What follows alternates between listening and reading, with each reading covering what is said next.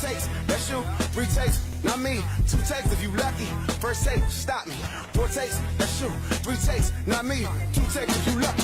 First take, they got me.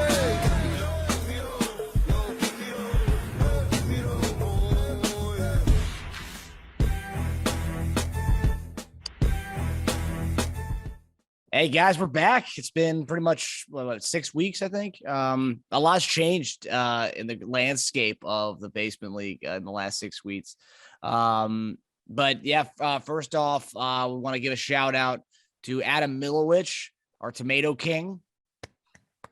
I think we all kind of called it at like week 4 of the season that he was going to be our Tomato King.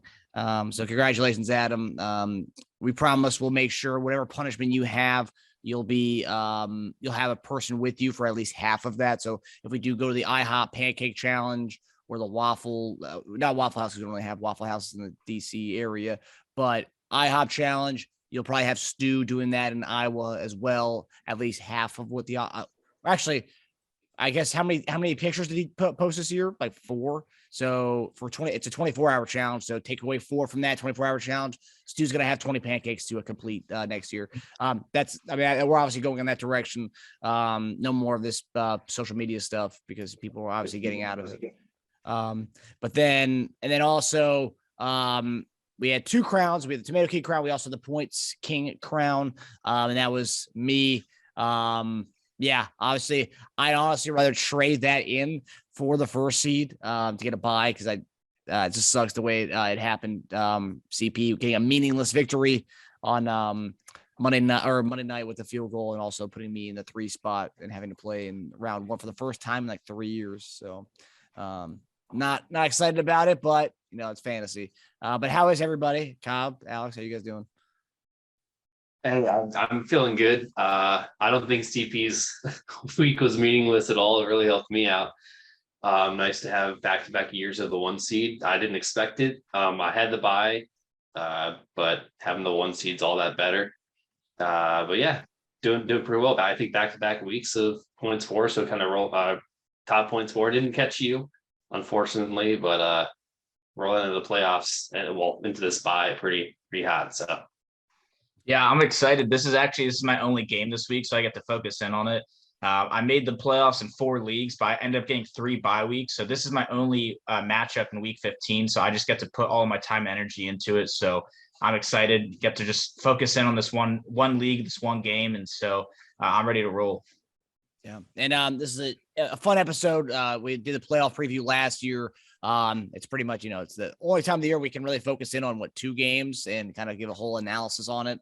So we're excited about the playoff preview in general, and also give a kind of a breakdown of what each team has going in, what they kind of have going into the playoffs this year. Everyone's got a nice little storyline. We were kind of talking about that in our group message the other day. So can't wait to break that down for you. But before we get into it, I do want to just go over one last thing. If you will go to league standings right now, the 12-7 is what the first 6 picks of the draft look like. So you have Adam Milowich with the first pick of the draft, ZT with the second pick of the draft, Roden with the 3rd pick of the draft, Stu with the 4th pick of the draft, Paul with the 5th pick of the draft, and CP with the 6th pick of the draft. So those are your top 6 of the next year 2022's draft, 2022. Yeah, and I can't believe that Paul actually is the 5th pick. He didn't get a 6th pick, and I saw him at basketball last night. He said he was rooting for CP. It wasn't against me or anything. It was more so he wanted a higher pick in the draft, and he wanted CP to win. Smart. Kid knows what he's talking about. Yeah, I honestly, just looking at the top 3, surprised at ZT.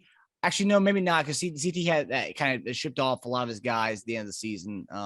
So it makes sense that he was the 2nd pick. He kind of went all in on that. But yeah, Stu had a nice little push at the end of the season. He won his last 2 games. Talk about meaningless victories, winning your last 2 when you could have been in play for Tomato King, or at least tie for Tomato King. I don't know. But are you guys surprised by the bottom 6? Yeah, I think the biggest shocker is Paul being there. I think we were all worried about him making the playoffs and making a run with his 4-headed beast of running backs. but unfortunately, just how the league shaped up, kind of reminiscent of ZT a couple of years ago, when he just got dominated every week by points against. But yeah, I mean, Adam, I feel like he's kind of made a home at being one of the top 3 picks, at least the last couple of years. Maybe he has a plan, maybe he doesn't. ZT, I mean, he shipped off a lot of guys, but I think he's in a great shape. We've been talking since week 2, 3 that he was planning for next year. I mean, this kind of just helps that he's 2 seed. He should have a pretty solid team for next year. He's one to watch. But everyone else, I think we kind of expected to be in that bottom 6. Alex. Yeah, I mean, I feel like, I feel like with Paul, it was one of those things where he just got off to such a bad start in the season where we're like, oh man, I mean, just looking at the numbers, he's probably not going to make it. If you tune into like week 5 or so, I think he was sitting at like 1-5 or something crazy like that. And we thought he was done.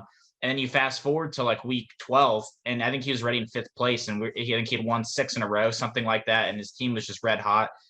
Derrick Henry went down, but it was no issue. He traded and was able to get Najee Harris. His team was red hot. Everything was looking good. Even his receivers, he had Elijah Moore, who was like putting up like 15s every single week, and that was able to find him off the waiver wire, and everything was looking great for him. And then he just ended up losing the last 2 games of the season. So it almost felt to me like he just ran out of gas. He just he was down in a hole, and he just put everything he had into a run and just fell short. And that happens sometimes. And then, kind of the opposite happened with CP, where, he started off 6-0. I think there was a point on the show where he literally needed 1 win over the last like 6 weeks or something like that, and it just didn't happen. I think he needed 2 wins over the last like 7 weeks of the season. And we had just pretty much written him off as a lock. And, we probably assumed he was going to fall out of the bye spot, but probably be a wild card team, and just fell apart. So kind of interesting how that happened. Yeah, he was 6-1 going into the last week, or he was 6-1, and then he dropped 6 games, and then he won last week. So yeah, that's 6-1. He was like, you and him were the 1 seed for 1 and 2 seed for a good chunk of the early portion of the season.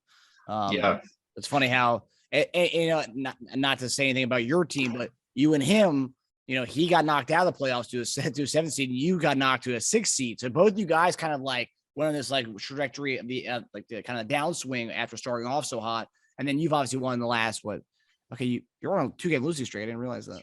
Yeah, you and I both are actually. Interesting. Oh, so okay, this is interesting. I can't wait to get into that one. But what? You're on mute. I also want to point out, yeah, I got it.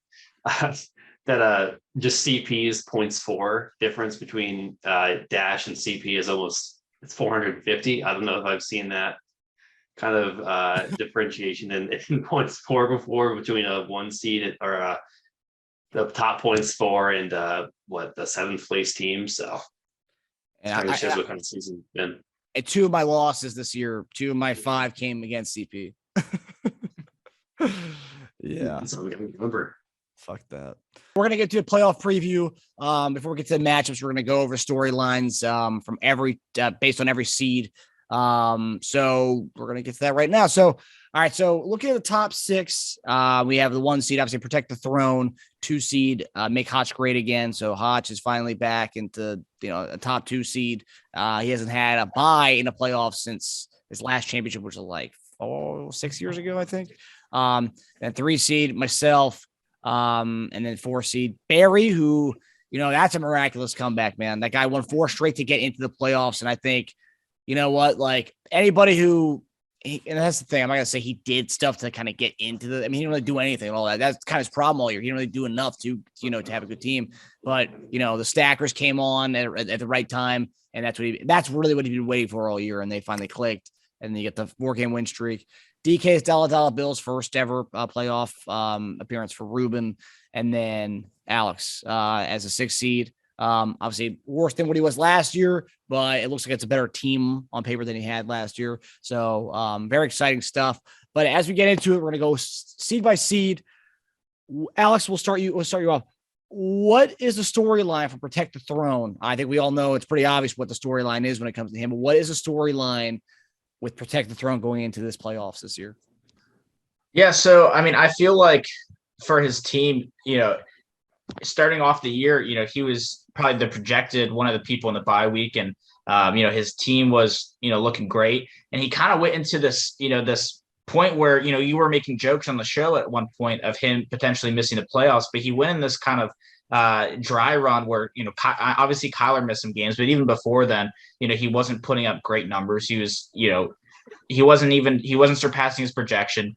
He had Alvin Kamara, who obviously was hurt for a couple games, and everyone was just kind of, obviously Dalvin Cook was fine because he had Madison to plug in, but he was just kind of up and down all year and fairly inconsistent. And so it was a situation where, with his team throughout the season, there was a lot that could happen. He could get hot towards the end of the year, get a bye week. He could slip out of the playoffs, or he could stumble into the playoffs and kind of be beaten down and kind of have tough luck. But everything ended up working out for him. He had that big trade with ZT, which, some people on the side were, saying that it was questionable move to give up Kamara, and especially knowing that he'd probably be healthy for a playoff run. But it's looked so far like it's not a bad move. George Kittle right now, at least the last 3 weeks, looked like the best tight end in the league, at least the most consistent. And so, at this point right now, Kyler's back. Everyone's looking healthy. Mixon's healthy. Deontay Johnson, I know last week he put up like a 12. Before that, back-to-back weeks had, looked good. Was able to secure a bye week. His team right now is looking good for the playoffs. He's got to win one game, and he gets into the championship. Luckily for him, he plays the winner of Barry and Ruben. And no knock to those guys, but I would say between those two teams versus me and you, and the other quarterfinal matchup, that's probably the easier two teams to end up playing. So he's got the easiest road to the championship. Everything's looking good. I will say, Kyler, even though he's healthy now, his first game back, he didn't put up great numbers this past Monday night.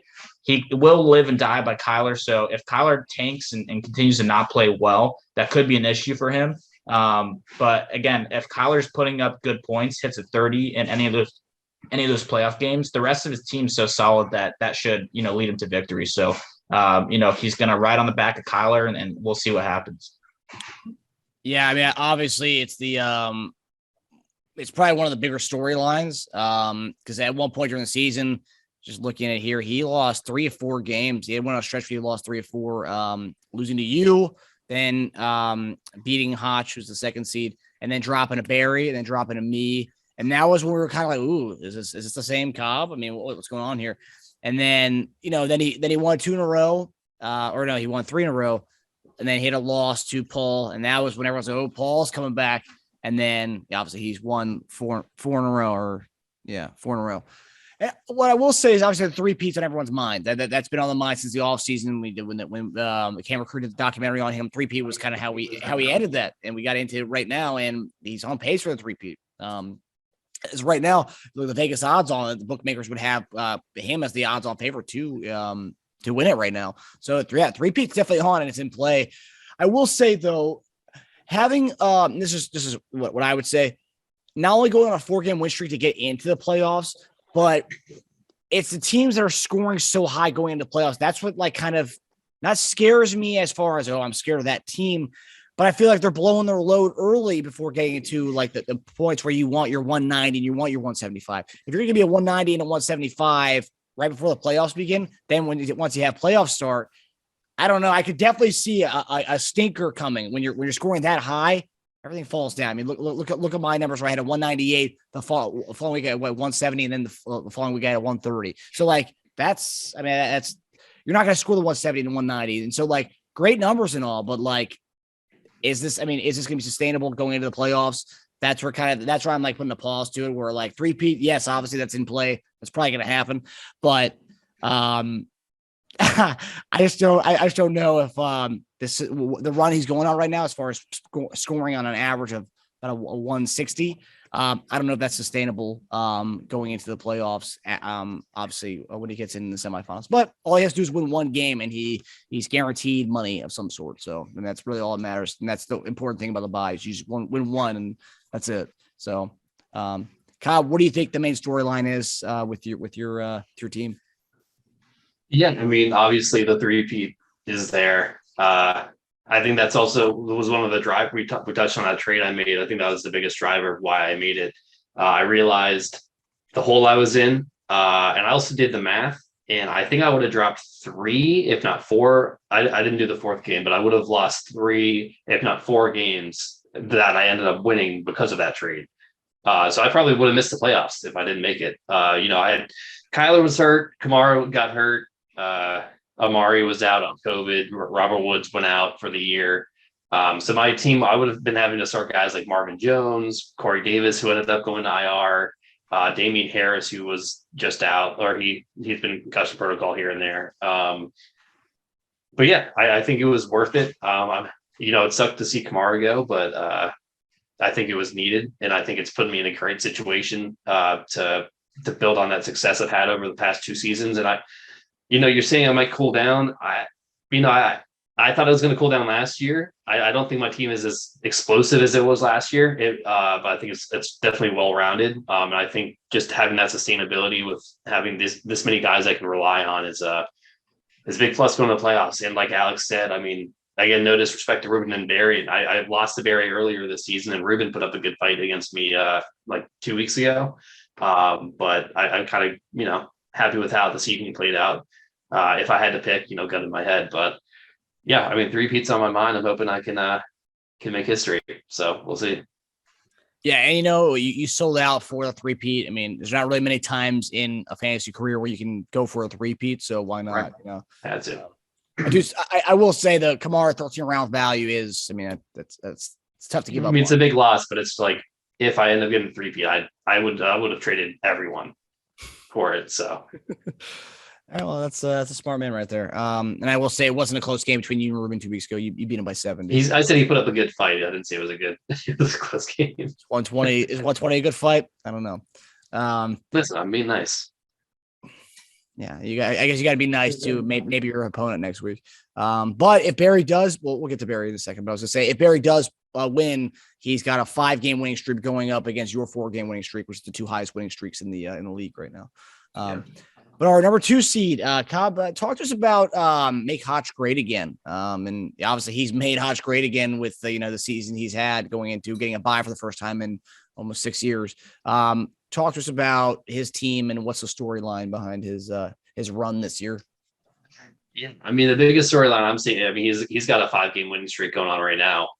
He almost dropped a game this past week, which would have been good for you. Roden put up an insanely close fight. Unfortunately for Roden, ended up dropping it, but Hodge only beat him by less than 5. But this is just a guy that he's had success in the past. We've been waiting for him to have the success again because he's been going crazy with trades in the offseason and during the season. It's always been hard to kind of gauge where he was mentally and also just within the game itself. And everyone was kind of laughing at his draft when he was drafting guys like Justin. He traded me Damian Harris, who he drafted in the high or at the end of the second for my 5th round pick, where he took Justin Fields, and then he ended up going on that run, getting Trey Lance, Trevor Lawrence, and I don't think he started any of those guys this season. I don't know if he's going to keep any of those guys. I don't know what kind of value that's going to be. But still, I mean, he still found a way. He had Tom Brady, who I feel like he might still wish he had on his team. But he has Joe Burrow, which has been pretty solid for him, and having that Bengals stack. You look at his team, and it's just young. The only issue I have is just that AJ Dillon coming up in Green Bay. He has Aaron Jones, who was his first pick. Thank him for taking Aaron Jones, because I was able to get Joe Mixon. But I don't know. It's just showing that there's a method to the madness with Hotch. It's nice to see a guy, and we're going to get to another guy who it's been a while since he's been successful. It's nice to see people kind of return to glory. I'm sure he was freaking out during that game watching CP upset Dash this past week and getting that sneaking in and getting that bye. But yeah, I don't know. It just kind of shows the method of madness with Hodge. Got a really young team. It's 5-game winning streak, so he's hot going into the playoffs. But we'll see if he's he got kind of I think everyone agree, the tougher side of the bracket. So we'll see if he's able to return back to his old ways. Alex, what do you think the storyline is behind Hodge's run this year? Yeah, I mean, it's definitely really interesting. I think throughout the season, he's probably, once some of these younger players started to shape up and you started to see the type of season a lot of these guys were going to have, DeAndre Swift before his injury. Now, of course, Javonte has been, turning up and playing really well. I think at a certain point in the season, a lot of people were saying that he probably had the best roster, and it stayed true and it stayed the most consistent. And I think that this is a team that for me, I don't want to play against in the playoffs. I mean, obviously I'll play anyone because, you only have to win a couple games to be crowned the champion. But to me, I feel like this is the best playoff team, in my opinion, in terms of being well-rounded. And I only say that because, he's not relying, he does have a stack. And so, that gives him a bonus. But if that stack were to fail, I think he's got a lot of really high ceiling players on his team that each one of them could hit, 30 points. And I think almost all of them have at least 2 times this season. And so, he's just has a really high ceiling and, he has that stack on top of it. And so I think there's just a lot of things that are going right for his team right now. It'll definitely be interesting to see he's won. And this is one thing I wanted to point out. Both him and Cobb actually ended up winning their last 7 out of 8 games. But if you look at his, his game log versus Cobb's, a lot of Cobb's games were blowouts or he won by 20 plus points. If you look at a lot of Hodge's games, he's been battle tested down the stretch. He's had a lot of games, within 10, or at least more than, Cobb had. And so I just feel like, he's got a well-rounded roster. He's not too reliant on one specific team. He's pretty diverse. If one, team gets blown out in a game, not just talking about the player, but their individual team, he's diversified. I feel like he's ready for the playoffs. He's been battle tested. So it's interesting to see if he will rise to the top again. Yeah. I mean, one thing I will say, being battle tested, I mean, sure. I think what Cobb did towards the end of the season was more obviously take away the Roden game. That was a close 160 game, but like being battle tested 130 to 140. I mean, it really doesn't speak to me when Cobb's scoring 170 and not even getting into a battle tested game. I think that obviously shows Cobb seems scarier when it comes to that. But you're right. I mean, his team top to bottom. What Hodge's team shows me is like, it's like. There is no method to his madness. It's random. Dude, his bench is all quarterbacks. He has the same bum quarterbacks he drafted early on his bench right now. Like, he should have cut those guys like week 5. Trey Lance should have come in week 3. I mean, I don't even understand why he even has that. I don't understand how he is where he is right now, but I'm also looking. He had 1683 points scored against him this year. So there you go. I mean, that's actually. That's amongst like the lowest in the league. Yeah, that he had the lowest points against him this year. Right. I mean, yeah, Hodges' team is bullshit. After looking at this, now I know it's a weak team. I don't care how his lineup looks. Joe Burrow, and he is very stack heavy, reliant because that game, first half of that Niners and Bengals game, I looked at projection. I was like, okay, this game's over. Roden's going to win because Brady was tearing it up in that Bills game. Then all of a sudden, second half, I see Hodge going like this. And I'm like, oh, shit, what's going on in that Bengals game? Burrow had 2 or 3 touchdowns to Chase. So he's very heavily reliant on the stack. I'm not dogging him for that. But just to say he's not relying on the stack is, I think, a little blown out of proportion. But I think the storyline for Hodge is obviously like what Cobb said. It's a return to, in a way, normalcy because Hodge was a team that was in the top 3 seeds going back a long time ago. 2016 and 2015 were his back-to-back runs, and he hasn't had a bye since 2016 in this league. So it's good. It's good to see him back. Regardless if I agree with his methods or not. I don't agree with his methods, but it's good to have him back. Everyone's got their own philosophy of how they get to being successful in fantasy, specifically this league. But him being back and the way he's kind of done it, just kind of picking off whatever Roden wanted to get rid of from his team. Hodge went for it, and Roden gave him a good squad. If Roden had kept some of his guys together with the team he already had, I think Roden would be in the playoffs right now. So I think Roden needs to rethink being Hodge's B team and giving him his guys going forward. I love Roden. I love what he does. But I think Roden is a good drafter. And obviously, I mean, look at the guy, the best from his team and the best from Hodge's team. That's Roden's squad. So Roden, next year, buddy, don't think to trade with Hodge every time. You get an offer from him, go shop that offer to somebody else, see what they want from that guy. But yeah, it's good to see Hodge back in the top 2 is where I'm going with that. All right. So now we go to the 3 seed, and that's Barry's pickup lines. So Alex, what's the storyline with Barry's pickup lines, my team going into this playoffs? Well, I think, most people, obviously you won the scoring title, and, there was a point where I think you went on a 5-game win streak, something like that. Won 6 out of 7 between week 6 and week 12. And, people assumed that you were going to be the unanimous number 1 seed and probably have a full game advantage plus, points scored.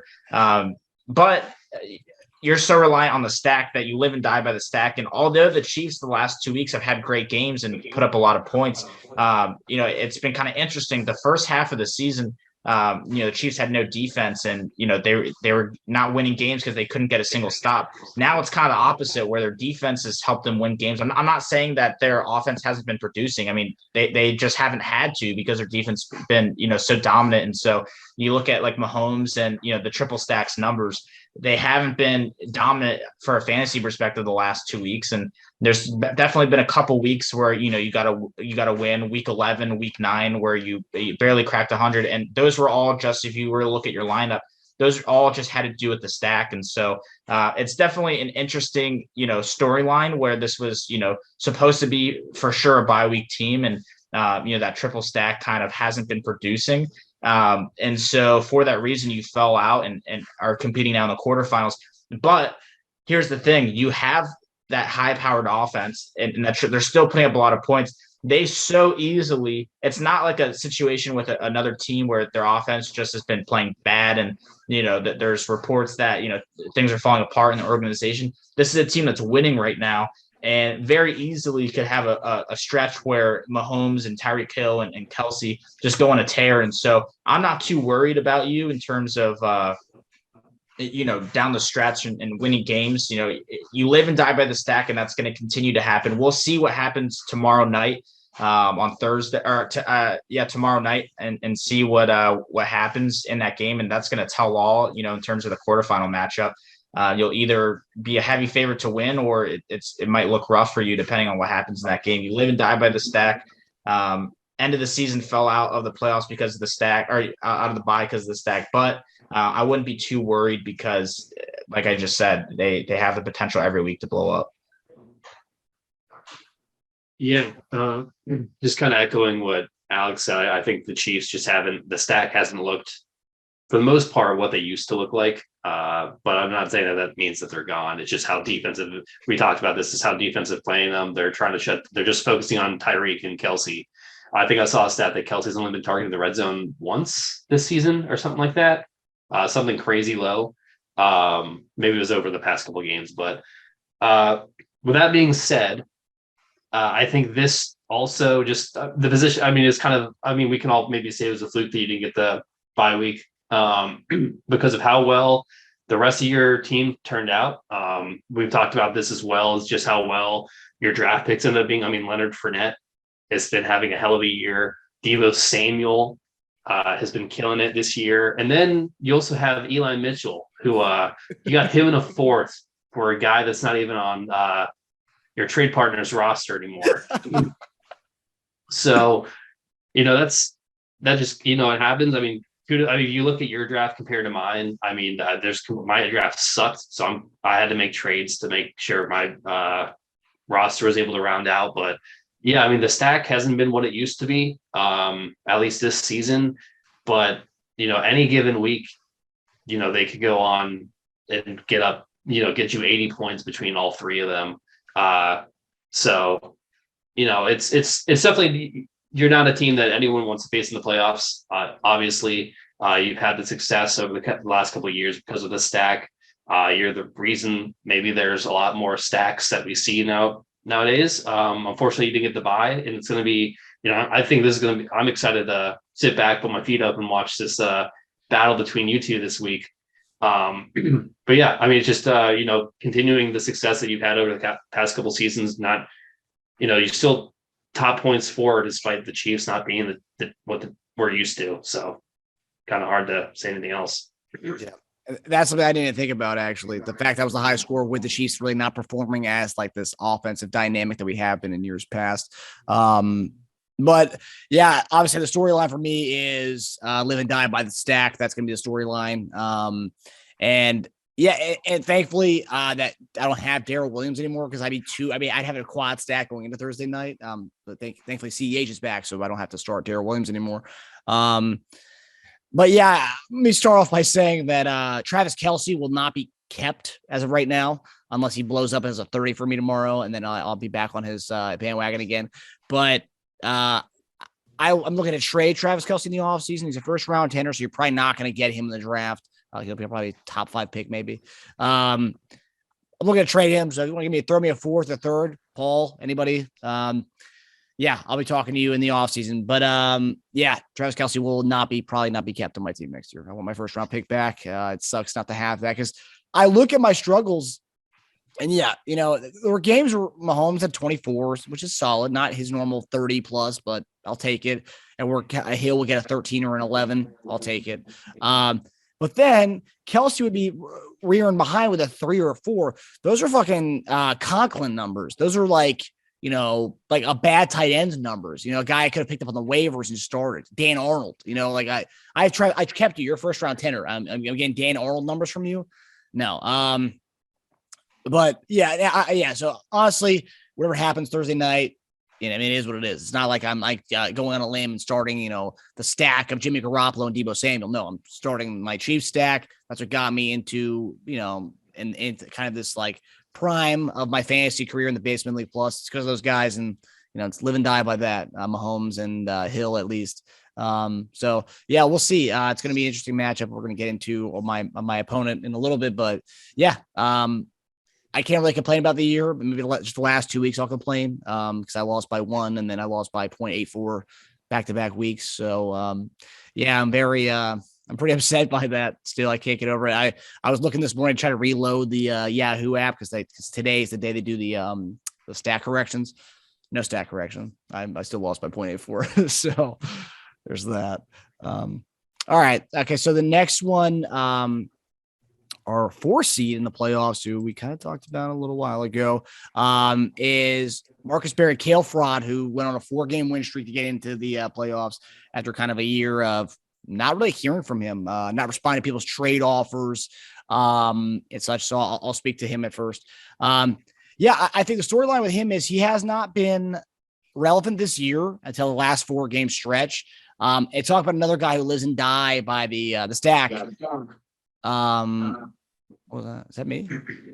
Is that my echo? But no, another guy who's living and die by the stack is Barry, the MPB stackers. I think his season turned around. Turkey Bowl weekend is when his season turned around. We hadn't really heard from him in a while. And all of a sudden, Cobb and I are in a car. We get a call from him. It's like, hey, what are you guys up to? And we're like, oh, we're going to the Turkey Bowl. And he's like, hey, I'm coming down for it. It's like, well, you're playing? And he was like, no, I'm coming down to watch it. I'll be there. He didn't come. He didn't come to watch the Turkey Bowl. But he ate barbecue with us afterwards. Dropped Cobb off, and then he went back to Maryland. So it was a weird stop by, but it was him telling us and telling the rest of the league and putting the rest of the league on notice that I'm back. And I think he's 4-0 since that weekend, which is crazy, but it's true. No, not 4-0. He's 3-0 since that game. But that's pretty badass. I mean, the guy just comes in with his dick out like, hey, I'm back. Here you go. 3-game win streak. So it's a return to normalcy as Barry being in the playoffs. Barry has been kind of a relevant guy in the playoffs, ongoing consistently. May not make noise in the playoffs since his championship run years past. But Barry's like, him being in the playoffs is kind of like people like to knock Barry's record, but Barry's consistently in the playoffs. I don't know what the records are, but I can't remember a playoffs where Barry was not in the playoffs. So that's postseason Barry. He got right at the right time. He still has $70 left of his budget, which is crazy that we have 2 guys. Actually, the guys with the most amount of budget money are in the playoffs, and imagine that. And Barry second least amount of moves this year, tied with Hodge, actually. So, that's crazy. We have two guys who didn't make any moves really that are in the playoffs right now. So it goes to show you, do you need to make moves and have a good team, or can you just go with as is? I think that's ridiculous. You should never go as is. But I think Barry's a team to be reckoned with. I think that's a team that's on fire at the right time. The stackers are on fire at the right time. And obviously anything goes when it comes to Barry. And plus, I think he's going against Ruben. I think Barry's got a legit shot to at least make it to make it to semifinals. I don't know if he's going to beat Cobb if he does get to the next round, but I'm just happy to see Barry come alive at a time where I thought he might have been on the outs. There's rumors of him, reports of him maybe quitting the BL Plus, and then all of a sudden he rolls off 4 straight wins at the end of the season to make the playoffs, and let's put the league on notice. I think Barry's back, and don't ever question the guy. Yeah, with Barry, it's interesting. I remember once upon a time, a couple months ago, this was draft season. This was end of July, almost the first week of August. So we're in a car, me and Dash are in a car together, going down to the beach. We had just finished one of our DC Fray games, and we're on our way down to a family beach trip. And we call Barry, and we're on the phone with him, and he refused to talk about fantasy. It was kind of weird. We brought up, we were name dropping people. He didn't know who Kyle Pitts was. This was we kind of had an early draft this year. I think we drafted the 21st. This was literally 3 Saturdays before the draft. Now, I think it was 20 days before the draft. It was crazy. He didn't know who Kyle Pitts was. He hadn't talked to anyone. I was actually giving him – this was during the Aaron Rodgers holdout situation. People were saying that he was going to retire. I was giving him a phenomenal offer for Devontae Adams at the time. It looks like it was a good move on his end by not doing it, but he wouldn't hear anything about it.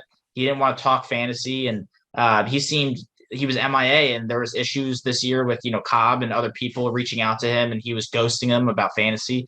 Not good etiquette, but he stumbled into the playoffs, and like you just said, it's on the back of the stack and Austin Eckler, who's just been carrying him, this far. Is Barry bringing back that double tight end set? I don't know. It's pretty interesting. I will say this, though, in terms of the playoffs, I think he has a 50-50 shot to win this league. I really don't think he will go any further than the semifinal. If he does make it to the semifinals, I don't see him beating Cobb and advancing the championship. One, I think it's kind of questionable that he's not playing DJ Moore here. I know they're playing Buffalo, but I don't know why you're starting 2 tight ends, both of them who their ceiling is Zach Ertz isn't even going to get a 10. Look at his game log. I don't know why you're starting both of them. Some questionable decisions there, but he is very heavy. If he goes to this lineup, he's heavily reliant on Green Bay and Miami. So, a lot. If one of those teams have a bad game, it's not going to look good for him. I like to see a little more diversity, but Barry is back, like you said. So, good for Barry to get into the playoffs and get hot here. And we'll see what this means for him, in his future of the rest of this playoffs and maybe into the next season. Could this, the stackers are going to be split up next year. So he's going to have to be, he's going to have to be active. We know that both of those guys are going to be traded or become free agents. So he's going to have to be active to create a new lineup for next year. So maybe this will bring back the spark that Barry needs. I've been calling on him in this show to make moves, and he didn't listen to it. But hey, now he's 4th seed in the playoffs. By chance, who knows? I think everyone said it. He lives and dies by that stack. I was going through his past games. He's had a good amount of games that are over 160, which is, just shows how strong that stack is. But Alex just touched on it. There's only so much you can expect when you're starting 2 tight ends. And there's Zach Ertz and Mike Gesicki. But, I think DJ Moore is hurt. I haven't heard anything else more than that. If he's supposed to play, he got that hurt at the end of the game, I think. But it's just the depth issue is going to be interesting to see how Barry manages that. He's been able to live off of Rodgers, Adams, and Eckler. Those are really, really strong top 3 guys. And it's just nice to see Barry continue to make the playoffs. We haven't really seen him make noise in the playoffs. He's going against we'll go into the matchups a little bit, but he's going against another stack. That's going to be interesting to see that stack battle go off this week. But yeah, I guess it shows you. I I think we talked, Dash just brought up the stat that Hotch and Barry have both, have the most budget left. You look at everyone else that has over $50 budget, they're at the bottom of the league. Hotch has the least points against. I think Barry, he got lucky kind of by Paul's early slump to kind of sneak into this playoff. Not saying, he doesn't deserve it. He obviously deserves it to be here, but I don't want people to be out going and think that they don't need to make moves to make the playoffs, because you look at the rosters for everyone else. I'm much more scared of everyone else in the league. That's just being honest. So we'll see if Barry's able to string up some magic, as he has been able to with this win streak he's got going. Cobb, do you feel responsible at all for Barry's comeback win? I mean, you were in the car with me during that Turkey Bowl when he called. Like, do you feel slightly responsible? I think we can take some credit there. I think he was, you kind of got glimpses throughout the season that he was, the old Barry was still in there. The fantasy obsessed Barry was still in there. He texted me asking about Trace, and then he'd just go completely, he just completely goes, he just go away. So I kind of knew that it was there, but then the call to Turkey Bowl, we that much excitement. We heard his voice. We had no idea he was coming, and he was like, "Oh yeah, pack my bags right now, come down." And then he was unfortunately not able to make the game, but he's able to socialize with some of his old friends and eat some good barbecue. And yeah, I think really motivated him to keep going. He was pretty talkative too, and that's a big thing. Like the last time we saw Barry wasn't saying much. I think it was a draft actually the last time I saw him. And he wasn't really saying much, and then all of a sudden he comes out to this unexpectedly. It's like, what the hell? And then he rolls off 3 straight victories after that. And Marcus Berry Fitness back. That's back too. Actually, that's a good point, Cobb. I'll hold that thought. We're gonna take a quick little break. Some MPB Fitness time right here.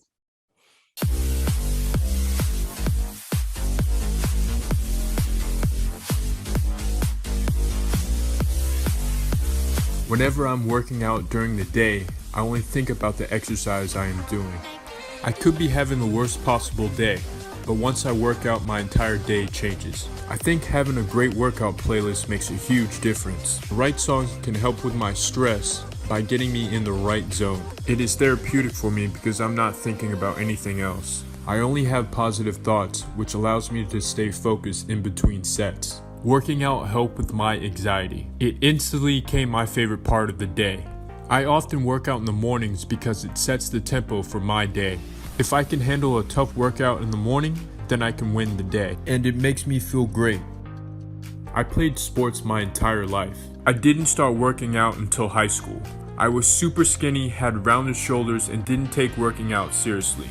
I felt like I had let a lot of people down, including my teammates, coaches, family. More importantly, I let myself down. Now looking back at it, I realized that I had a weak mindset. I didn't work out for almost a year. That year I hit rock bottom dealing with my ailing mother.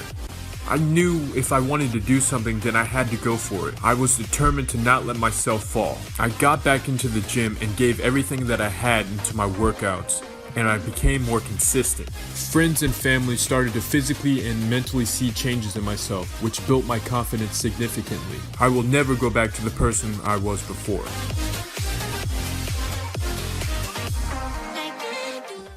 All right, we're back. It's just great to see that Marcus Berry Fitness is back. If you are interested, just drop me a line, drop him a line. And we'll get you going on some good offers. It's almost a new year, resolutions, baby. Everyone's trying to get fit, get right for spring and next year's beach season, DC Freight flag season. Anything you want, really, this Barry can hook you up. Virtual, and he also offers virtual workouts too. So that's fantastic. So fifth seed, Alex, talk to us about Ruben Gull. It's his second year in the league, and already, he kind of revamped what Nick gave to him, and he's got himself a playoff team, and he could be on the verge. Talk to us about his storyline going into this. Well, I mean, me personally, going into the season, I'm not saying Stephon Diggs hasn't been playing well. I was going into the season thinking that he was going to I think he was going to be the wide receiver 1 this year. I thought he was going to be putting up numbers like Cup is right now. And I was so high on the stack when he traded for that stack and he was keeping DK. I thought he was a lock for the playoffs. I thought he was probably a lock for a bye week. I was really scared of his team, and I really had him as one of the top dogs. Now, looking at his lineup right now, I don't necessarily think that's the case, but I think he's just proven, to the league. This is his second full year in the league. Is that correct? Yeah. I think he's proven to the league that he's a top owner and that he has what it takes to form a good team. He put a lot of capital into that, into Diggs, into Josh Allen, and was creative enough to put that together. And he's put together a decent, lineup. Now, talking about, what his outlook is for the playoffs and whatnot, obviously we'll get into that matchup between him and Barry. Cordell Patterson actually ended up being the biggest draft pick of his entire season. Cordell's been an elite RB1 this year, and he's really helped his team. But you take a look right now, the only issue I have for Ruben's team on his outlook for the playoffs is his flexes. While DK on paper is a phenomenal top 10 wide receiver, if you look at his game log the last couple of games, he's been struggling. Tyler Lockett's been the wide receiver one in that offense. With Russ, he was gone for a while with Russ back. They really haven't developed that chemistry yet. They have a tough matchup against the Rams secondary. I think Jalen Ramsey should be back. So it'll be interesting to see what happens there. But you also, Mike Williams, kind of touchdown dependent. Devonta Freeman, he's been playing well, but, he doesn't have a huge ceiling. And so it is interesting. TJ Hawkinson, he'd been out for a little bit. And so we'll see what happens this week, but that top three of him, of his team definitely is solid. If DK can return to form, if Mike Williams can, put together there was a point in the season where he had like over 20 points for like 4 weeks in a row. If he can put together a strand like that, it's going to be a very scary playoff team. But right now, I don't know how scared a lot of the owners are to play his team.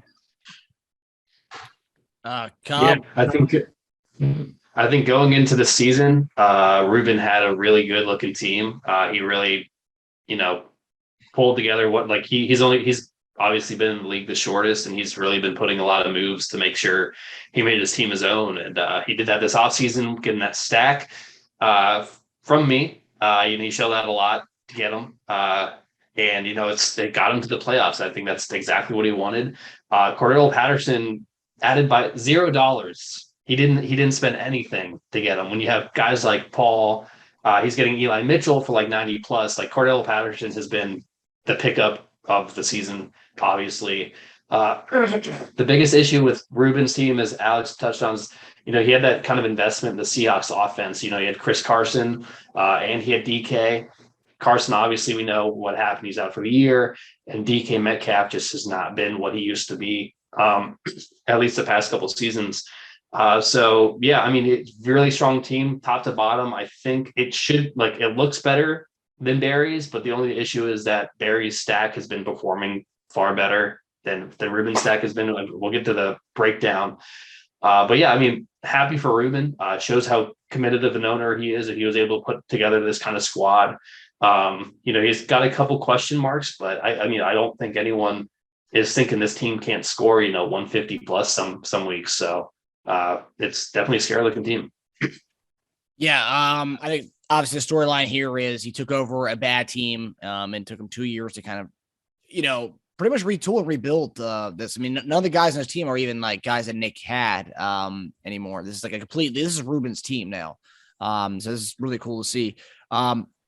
I will say, I think what's going to hurt him, and if Josh Allen didn't get hurt last week, I would say I think he's going to make a statement win this weekend, especially, they dropped last two. They're going against Carolina. That's a team you want to make a statement against, but his injury is pretty bad. He was hopping around all over the place. Stephon Diggs, yeah, he has been wide receiver one. He's been consistent. He's putting up he's like second flex kind of number. He's not giving you like your 20s or 30s, but he's giving you a solid floor 10 or 11 every week, which is great and all, but we expected big things from him this year, so that wasn't the thing. And then obviously Seattle, if you had any stock in the Seattle offense, you probably aren't in the playoffs. Or if you are, you're like a team like this, you're a 5 or a 6 seed. It's Seattle, buying stock in Seattle this past offseason, rough. But yeah, overall, a solid team. I think Mike Williams had a really good game against the Chiefs when he played early on in the season. It's obviously a different defense now. Same cornerback. So, I mean, I honestly think it's going to be a shootout tomorrow night. I hope it is. But based on Vegas's point total, it's going to be a shootout. And yeah, I think Cordell Patterson could be a guy he keeps. I don't know what Atlanta's going to what they're going to do with that team next year, but Cordell Patterson, did he draft him or was that a pickup? I feel like that was a pickup. It's a pickup. It was a pickup. That's a 20th round tender right there. And obviously the fact that he's an RB and wide receiver flex, I mean, that just makes him like that much more like you want a guy like that, especially as a 20th round. I mean, I think he's got free options here to go with. I don't think you keep DK. I think Josh Allen, Diggs. I mean, maybe you keep Josh Allen. Do you keep Diggs? I don't know. There's a lot of questions here. And I think Ruben's one of those guys who's open to trying and exploring things. And if I had Patterson, I would probably keep him if that was me. But excited to see what Ruben's going. He's only getting his basement league career, and second year in, man, he's really he's taken to the next level. And regardless if he wins or not, it was a really good year for Ruben. And I'm really happy he's in the league. Yeah. Okay. So we're gonna go to our final guy, Big Barry Sales, 6th seed. He was a top 2 seed all season long until like about week 5, and they kind of started a little fall a little bit. But Cobb, talk to us about Big Barry Sales and his storyline. Yeah. I mean, the big thing here, I mean, Alex, he's looking for that first playoff win, and he's got a big stage coming up in front of him. It's nice to see we have a couple guys that are looking for their first championship. So, and Alex is one of them. He made obviously Russ Wilson. We were just talking about stock in the Seahawks offense. He had Russell Wilson early in the season, looking pretty good. Then he got hurt, but then Alex was able to make that trade for Dak, who's been kind of, up and down, hasn't been as shut out, or at least the last, 4 weeks, he's outside of one week 12, he hasn't really done that much. But still, I mean, top to bottom, one of the most full teams that you're going to see in the playoffs. Obviously James Conner has come on huge within the last couple of weeks with Chase Edmonds going out, and then I think he's had 9 touchdowns in the last 6 weeks or something like that, if not more. As a Kyler owner, I haven't been the biggest fan of that, but great pickup there. Obviously Cooper Kupp is probably the player of the year within fantasy. We were talking about Dash having a good draft. I mean, Alex hit on a lot of these as well. I took Robert Woods over Cooper Kupp and then Rojo over Lenny Fournette. I mean, that's just bad drafting by me and great drafting by them. So again, hopefully Waller is able to come back. He had a huge showing early in the year, and then really has just not been able to live up to that, and then has also been hurt. And I think that's kind of been hurting Alex a little bit there. Zeke hasn't looked amazing, but I mean, he's still getting plenty of touches. CEH is back. And then Hunter Renfrow, I had him in a couple leagues, and he has completely turned around some of my teams. So it's like Cooper Kupp. I think I saw someone call him the Kirkland version of Cooper Kupp. It's pretty good. But I think, Alex has the depth to kind of put up a fight with anyone. He's definitely not a team that I want to face later on in the playoffs, but he's got, it's just good to see. I think we've kind of seen a similar team like this with him before, where he fell a little short. But I think, as Dash alluded to a little earlier, that Alex does have. I think overall his team's better than we've seen in the last couple of years. So maybe he's in a good position to get that first win. Yeah. So storyline here for him is pretty simple. Actually, it's really just win. He's never won a playoff game in Basement League Plus history. So obviously it's getting over a hump. But like this, probably we'll get into the game itself, but this playoffs in particular is probably the biggest playoffs he's ever had, because you have a couple things here. You get your first playoff win ever in the Basement League Plus. 2, you get to get it against your first round. You get it against a reigning champion, or not reigning champion, but like a team that's been in the championship the last few years and was in the championship, won a championship 2 years ago. So not only that, and you get to beat a historic stack and the high points team of the year. So like, there's a lot of things you can do with this team. And like you said, if you look at his roster, Hunter Renfrow, I was talking about Cordell Patterson with the last team. Hunter Renfrow's the guy you got to keep. I don't know what the Raiders do this offseason with their team, but depending on what they do, I think Hunter Renfro's a keep. Quite frankly, you keep Cooper Kupp and Hunter Renfro. That's kind of badass. You got two small little white guys, but that's kind of fun. I mean, I would just do that for the gimmick aspect of it. You can make some fun team names with that. You can actually build a fun roster with that. I don't know. I think there's something to that there. But yeah, I think it's a great team overall. You drafted well. You did you did the trades where you needed to. Getting Hilaire for pretty much nothing, and Claypool for nothing in that same deal. And yeah, I don't know. I don't know if you're going to start. You said you might start Robinson this week. Who knows? But yeah, overall, I think what Cobb said. You've had similar teams in the past where you didn't get to a certain point. But I think this team's better than what you've had in the past, top to bottom.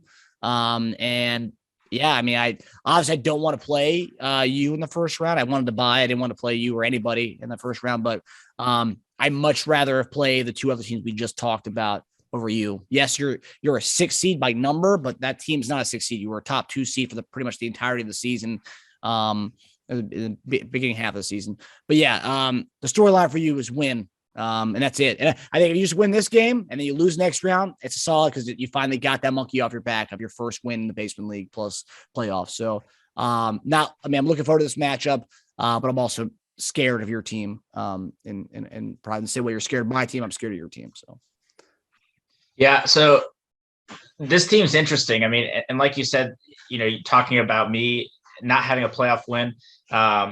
This is my 7th year in the league. So I am 6 for 7 in making the playoffs in this league. So, I've kind of proven that I can put together a playoff team pretty much every single year. And people are talking about, can you get the monkey off his back? That's actually in years, it's kind of interesting in years past where I've, been to the playoffs, kind of my eyes will get big and, there's kind of this pressure on my shoulders where it's like, people are chirping at me saying I can't win, I choke in the playoffs and whatnot. I can't put together, a winning playoff team and whatnot. I really haven't been, people have been saying it, but I haven't been listening to it this year. And I just kind of have a different vibe. For me, it's like, I don't feel any pressure to win this game in terms of like, oh, people are going to say that, he isn't winning in the playoffs and whatnot. For me, it's I have no like ego going into this game. It's just win in advance, and that's it. And it's kind of interesting. It's been an interesting season, and I know I talked to you guys about this after the draft, post draft. I really wasn't happy with my team, and I kind of felt that this was a year that I might have to eat in terms of just rebuilding and just try to trade. So I drafted a lot of rookies and tried to trade some of them, get some draft picks, and go into next year with a lot of capital. And it was the reverse. You look at years past, I'd gone in with late keepers and a bunch of draft picks. Here, I had like 1 pick in the first like 4 rounds or something like that. And I think I had like 2 picks in the first 7 rounds. It was kind of crazy. And I ended up luckily hitting on some of those picks. But if I had to define my team this year, it would be scrappy. I really haven't had uniformity within my roster. It's been up and down in terms of, plugging and playing guys, but I've been playing guys that are getting me wins. If you go through my game log, I've only put over 140 points twice the entire year, which is crazy. My team is just having a solid floor every single week. And so that's where I'm going to get into our matchup. If your stack blows up, I don't think I'll be able to compete there. But if they open the door for a second in terms of, one of them doesn't perform well or what, don't play that well, my team's absolutely going to take advantage of that. And it's been up and down in the sense of, I've been streaming tight ends for the last couple of weeks with Waller hurt. I had obviously with Russell Wilson getting hurt and, trading for Derek Carr, who got me a win, and then he got me 2 wins in a row. And then, I kind of went a losing streak, figured out I needed to trade for Dak and, a couple other pieces, traded for CEH. Obviously, I drafted Renfro with my last pick in the draft. James Robinson, the last couple of weeks have been kind of there's a reason why he's not in my starting lineup right now, but he got me to this point. And so it's been kind of plug and play for me. And, I feel good about I trust my guys. And I think it's coming together, and I just have a different vibe about this year. So we'll see what happens. Yeah. It's going to be interesting to see what happens this weekend. And I didn't know that stat about you're not really scoring more than 140. So it gives me kind of hope in a way if my stack doesn't blow up Thursday, there's still a chance I can eke out a win with my other guys. But All right, so we're gonna go to our predictions, and we only have 2 games to predict this week, and then we'll just do a totality of playoffs just to get a prediction in for who's gonna win the Super Bowl for our league. So we're gonna start off with the 4v5 matchup. Cobb, take us away here. We got Kale Fraud, who is projected to win 145 to 139 over DK's dollar bills. What do you have in this one? Yeah, I mean, this is a tough one because it's who do I think is going to win, and also who do I want to play next week. So, and I haven't really made up my mind yet.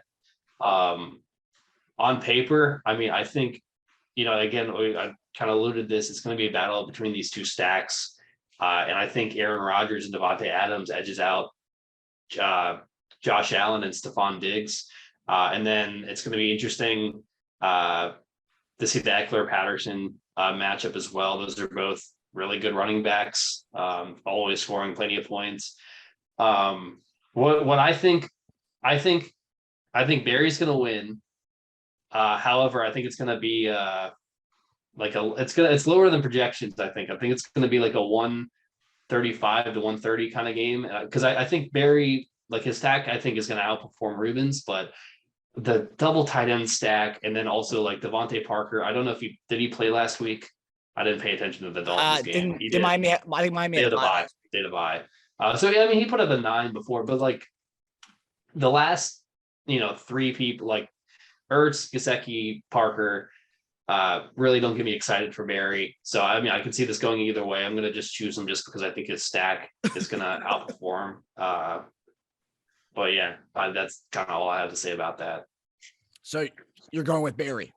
I'm going with Barry. I don't want to say much more because I don't want to give either of them bulletin board material against me the following week. So I'll go with Barry.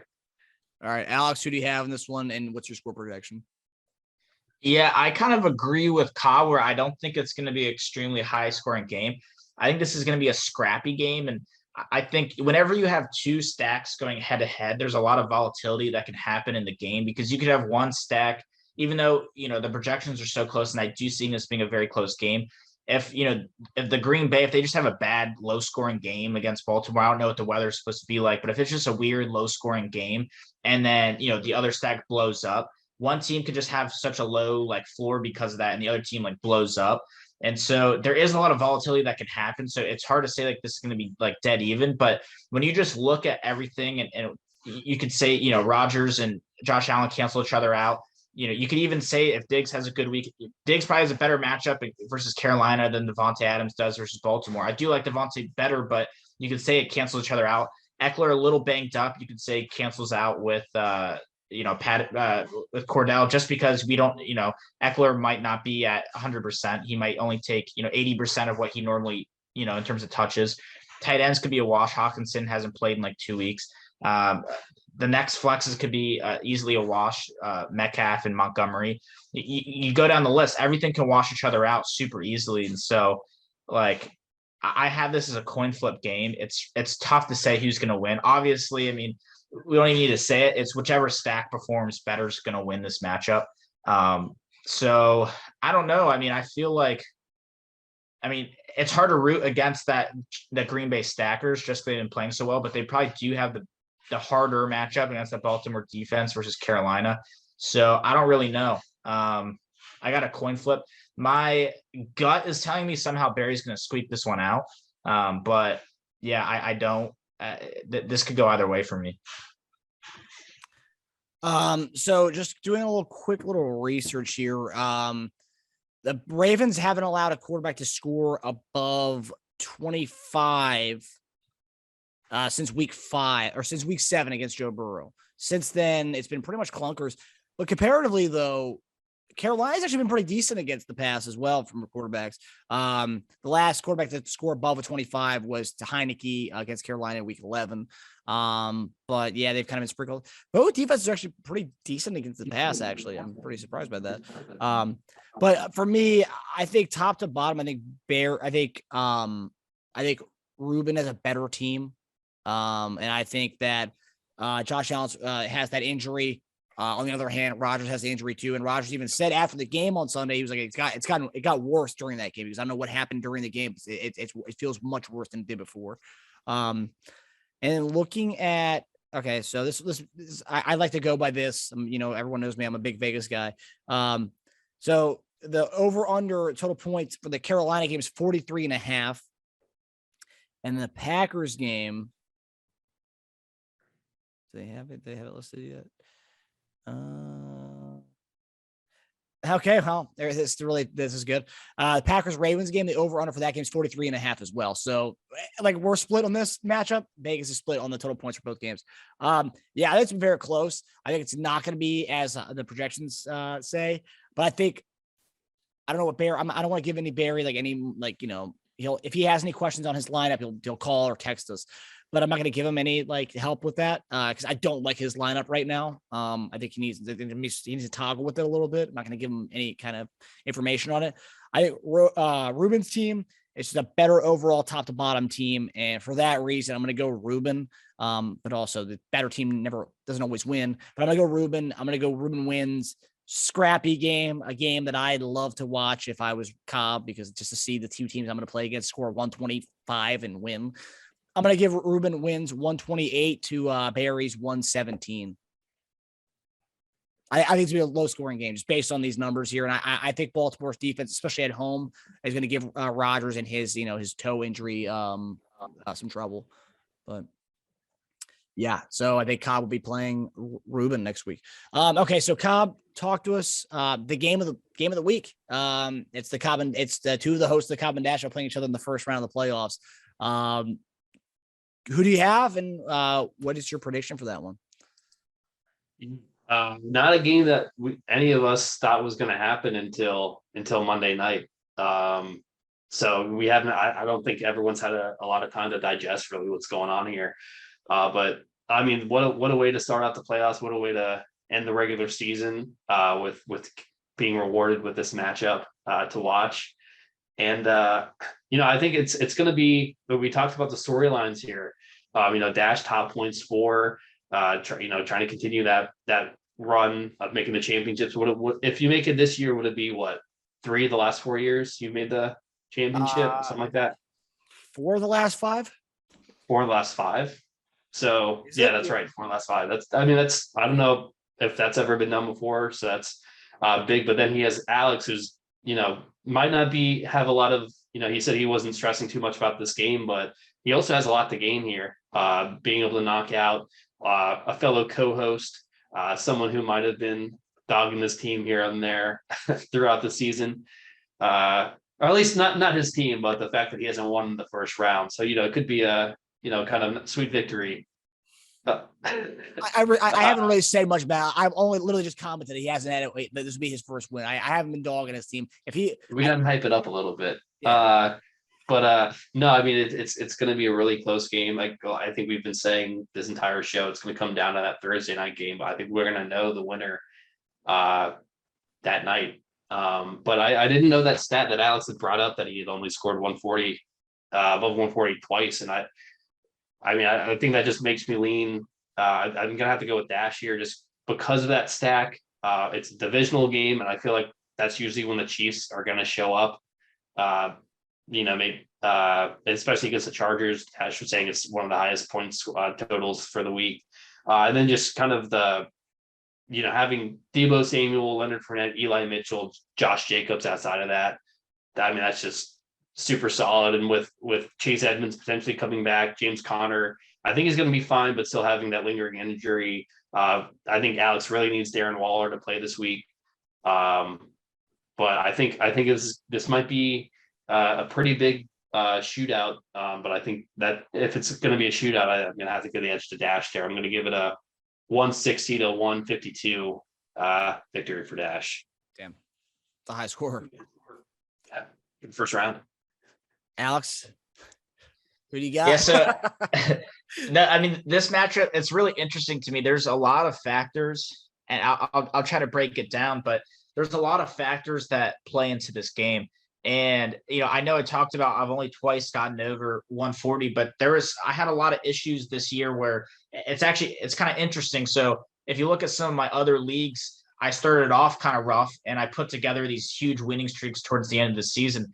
For me, my whole like mantra with this team has just been find a way. And I was lucky enough to get off to a great start. And I know I kind of stumbled around with some injuries and whatnot, but I'm back to where I want to be. Everyone's, I know there's some question marks with Waller and Connor, but everyone is peaking at the right time for me. And so I've just always had these missing pieces in my lineup and it's been kind of scrappy. I feel like I'm at the point now where I have a cohesive team that has the ability now to put up some decent points. And so I know that's kind of been a thing for me, not having super high scoring games. I feel like I can compete though, if it does come to that point. But here's what's so interesting about this. You could go matchup to matchup and almost everything, in my opinion, comes close to crossing each other out. You might favor Dash's team by like, honestly, where the projections are by 4 or 5 points when you look at everything. It's a very close head-to-head game. But I think just like when we were talking about having 2 stacks with the volatility, these are so many matchup potential crossing each other out. Before I get into that, I do want to talk about Dak Prescott and Zeke. If you look at their game log, they started off the season so hot. The last like 4 or 5 games, ever since Dak really came back from his calf injury, that offense hasn't been the same. I think, and this is what I hope because I have a lot of stock across all my leagues with the Cowboys. I think that this is the game that turns their season around against a divisional game against the Giants. The Giants are beat up. I think that they light them up this week and they kind of flip the switch. And I mean, I'm hoping for that. I have my fingers crossed and need that to happen. But aside from that, I think that has the potential to blow up. And if Zeke, if he catches a touchdown, that obviously becomes a stack there. And so that could be big. But this is where it gets really interesting. And this is why I actually, I kind of saw this as a potential of us playing on Sunday night when I saw that Cobb and Hotch were going to win their games. And I saw that that CP was only projected to lose to you by 10. And I saw that he had a bunch of players left. I was actually hoping that I would play you because I thought my team matched up better against you than it did with Hotch's team. And here's why. Obviously, we know so much can happen. If your stack blows up, it's going to be hard to win. Obviously, we know if your stack doesn't have a great game, that's my key to victory. Any analyst would tell you that. But you got Mahomes, Tyreek Hill, and Kelsey. Between the 3 of them, you have to look at my team. I have Tyreek Hill. I mean, I have CH. If they get into the red zone and CH scores a touchdown, that one elevates my team with a touchdown and takes away, deflates your stack. And so that's a big swing of points. I also want to point out that you have Josh Jacobs and I have Darren Waller and Renfro. Regardless if Waller plays, I at least have Renfro. It's the same situation where one of them can steal touchdowns from each other in a red zone. You could get to a situation where Waller and Renfro have a touchdown and Jacobs doesn't, and vice versa. And so it's a big swing for both teams, but I think that I have the ability to cancel you out in multiple games. And so, again, it's a swing that could go either way. And so it's really a coin flip.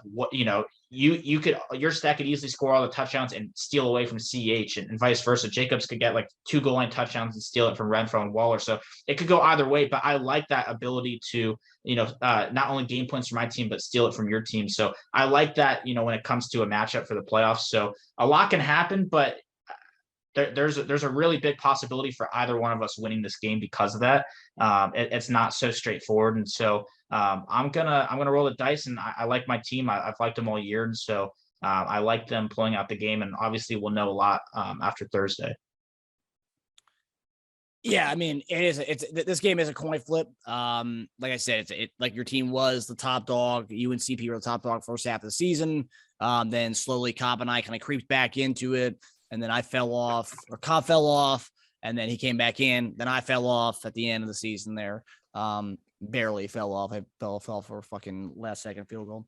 But yeah, no, this game's gonna be close. The projections are a 4-point game right now. Yeah. There's really not much. It's all about what happens Thursday. And I really don't think it all comes down to Thursday because I think I have a good enough team around my guys Thursday.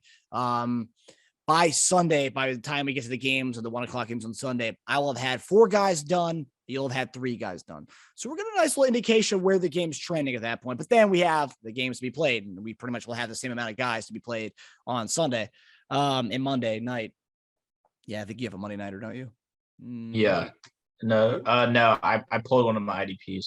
Okay. So yeah, we'll know Sunday night. And I think the last last guy of the night's going to be Fournette. So if I have to come back, and I'll have Fournette to get me there. But if I don't, then I mean, if I'm down by a lot, well, no, if I'm down by 30, Fournette ain't giving me a 30. He's not going to have his 45 blow up again. I don't think so, especially against the Saints. I would say so. My kind of inkling think of the Chiefs are going to have a big week this week. I was looking at the Vegas over-unders. Yesterday was 51. Today they have it. It's gone up 1 point. So now it's 52 now. So the total points of this game is 52. It's the highest of the week, which is bodes well for if you have Chief players. And we won't have Chris Jones. They won't have their left tackle. I think this game has the makings of like kind of being polar opposite of what we've seen of the Chiefs over the last few weeks. I don't think our defense is going to continue at this rate that they're going. And also, I don't think the offense can continue to get away with being, just this average offense. And Chargers defense, they've given up a lot of big games to quarterbacks this year. So this could definitely be it.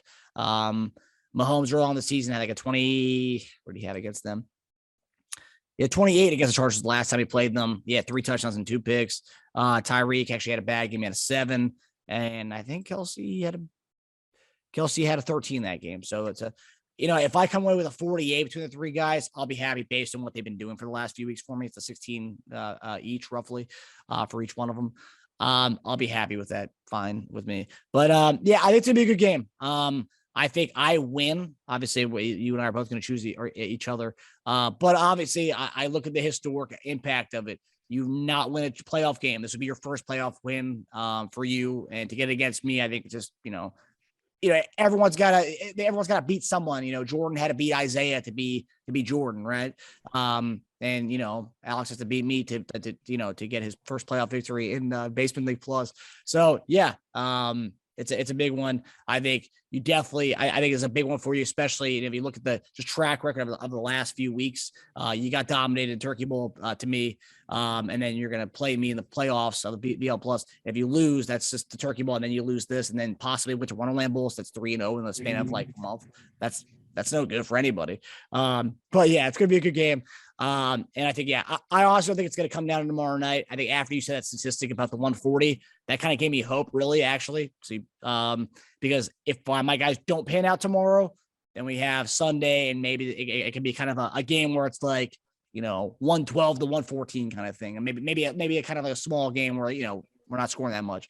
But yeah, I think it's gonna be a good one. I think I win. And I get back to the semifinals. And yeah, then I would play Hotch, right? Yeah. Winner of our game plays Hotch. Okay. All right. Well, yeah. So there's a chance there could be a rematch of last year's championship. There's a chance of it, but we'll knock on wood. All right. So now we're doing predictions for the game, individual games. Just take us quickly, starting with you, Cobb. Give us your semifinals wins, and then who do you have in the championship, and then who do you have winning? Damn. All right. So I guess just kind of going with who I picked. So semifinals would be me versus Barry. I'm going to have to go with me, making the championship, that chance at that 3-peat, never been done before. And then it would be Dash versus Hotch, which I would be excited to see. I think Dash wins. I think we're going to have a repeat of the championship. And there's no reason to turn my back on my guys. I'm going to have to go with me making the 3-peat, knock on wood. That's, again, never been done before, maybe never be done again. So I got to keep holding on hope. And I also think that, I think at that point, 4 crown would have been mine for the taking if I made that trade a week earlier. So who knows? That's my prediction. Nice. Alex, what's your semifinals and your championship look like? So I got Barry beating Ruben in a tough matchup. So I got Barry versus Cobb. I do have Cobb winning that game and advancing to the championship. And then obviously I have you losing to me this week. So it'd be me versus Hotch.